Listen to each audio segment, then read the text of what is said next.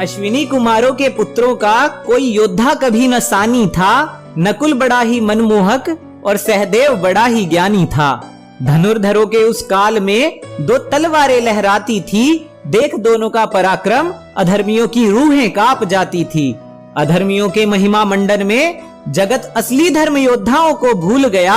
कलयुग का ये समय है बंधु, धर्म के हो प्रतिकूल गया।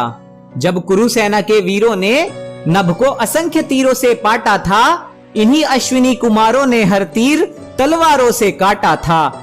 जब तीर खत्म होने पर योद्धा युद्ध भूमि से विमुख से हो जाते थे, नकुल सहदेव ही थे जो युद्ध भूमि में अपनी तलवारें लहराते थे। जब रथ विहीन होकर कुछ योद्धा धर्म की दुहाई देते थे, रथ त्यागने पर भी इन वीरों की तलवारों के शोर सुनाई देते थे। रथ ध्वस्त हो जाता है और रणभूमि में ना कोई तीर काम में आता है।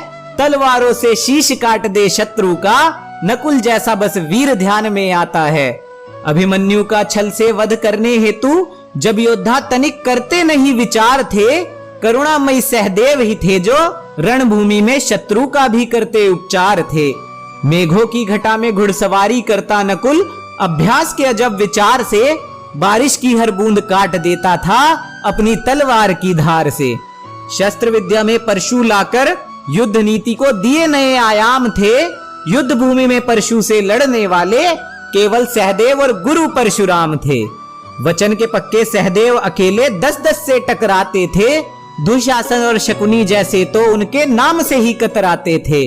अंतिम दिन तक रणभूमि में दोनों का पराक्रम जारी था। नकुल तो ऐसा योद्धा था जो मामा शल्य पर भी भारी था। इतिहास भूला है उस नकुल को जिसने पश्चिम में युद्ध बड़े घमासान किए। भीमसेन की प्रतिज्ञा की खातिर रणभूमि में दुशासन को प्राण दान दिए। राजसूय का जब हुआ समय तब सहदेव को दक्षिण जाना था। सहदेव का तुल्य सामर्थ्य तब चिरंजीवी विभीषण ने भी पहचाना था। बल बुद्धि और रण कौशल बस उसी योद्धा ने पाया है जिसने लक्ष्मण शत्रुघ्न या नकुल सहदेव के जैसे भाइयों की सेवा में समय बिताया है।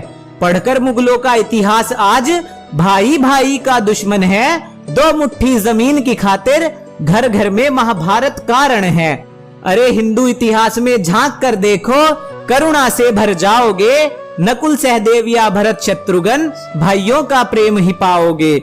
इतिहास गवाह है जब जब अपनों ने अपनों पर शस्त्र उठाया है, तब तब गिद्धों ने भारत भू पर आकर हमें नोच नोच कर खाया है।